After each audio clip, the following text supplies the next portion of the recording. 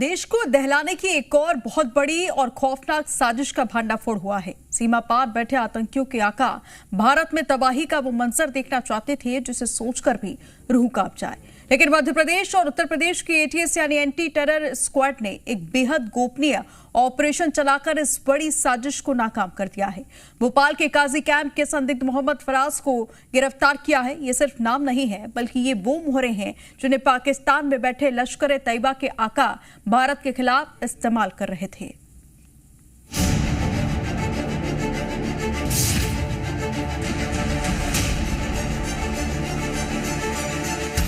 एक और गिरफ्तारी, एक और खुलासा और एक बार फिर मध्य प्रदेश में आतंक के नेटवर्क पर बड़ा वार।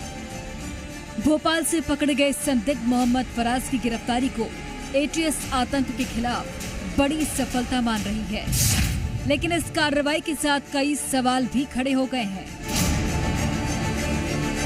आखिर वो मध्य प्रदेश जो कभी प्रतिबंधित संगठन सिमी का मजबूत गढ़ माना जाता था, वहां बार बार स्लीपर सेल और कट्टरपंथी नेटवर्क के तार क्यों सामने आ रहे हैं?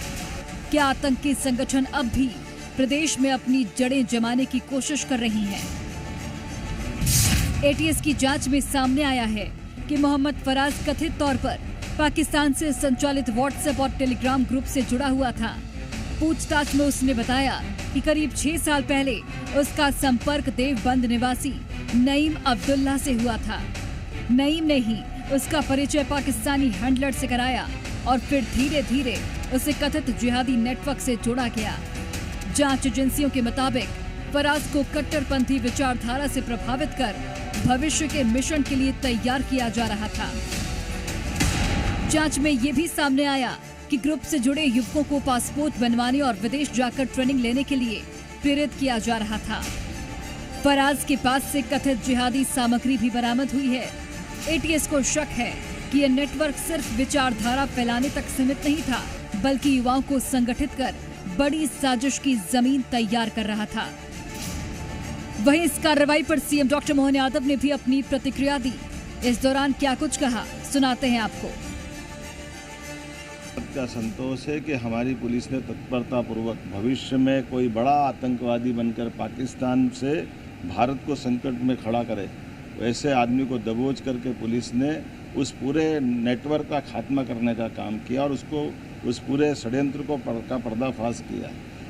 जिहादी मानसिकता का बहुत बड़ा साहित्य भी पकड़ाया है और ऐसे कहीं भी कोई किसी भी बिल में ऐसे सपेले घुसे होंगे, उनको पकड़ने में हमारी पुलिस सक्षम है। मैं बधाई देना चाहूँगा। दरअसल बीते कुछ वर्षों में मध्य प्रदेश में एटीएस और एनआईए ने कई संदिग्ध मॉड्यूल, कट्टरपंथी नेटवर्क और स्लीपर सेल से जुड़े आरोपियों को गिरफ्तार किया। हर कार्रवाई के बाद दावा किया जाता है कि नेटवर्क तोड़ दिया गया है, लेकिन समय समय पर सामने आने वाले नए खुलासे बताते हैं कि खतरा पूरी तरह टला नहीं है। यही वजह है कि सुरक्षा एजेंसियां अब सिर्फ आरोपियों की गिरफ्तारी नहीं बल्कि उनके पूरे नेटवर्क की तह तक पहुंचने में जुटी है। भोपाल से लेकर सहारनपुर तक फैले इस नेटवर्क पर कार्रवाई ने एक बार फिर साफ कर दिया है कि आतंक के खिलाफ लड़ाई सिर्फ सीमा पर नहीं बल्कि समाज के भीतर छिपे स्लीपर सेल के खिलाफ भी है। एटीएस की इस कार्रवाई ने एक बड़ी साजिश को बेनकाब जरूर किया, लेकिन सबसे बड़ा सवाल अब भी कायम है। क्या मध्य प्रदेश को आतंकी संगठनों के निशाने से पूरी तरह सुरक्षित बनाया जा सका है या फिर खतरे की जड़ें अब भी जमीन के नीचे मौजूद हैं? ब्यूरो रिपोर्ट, जी मीडिया।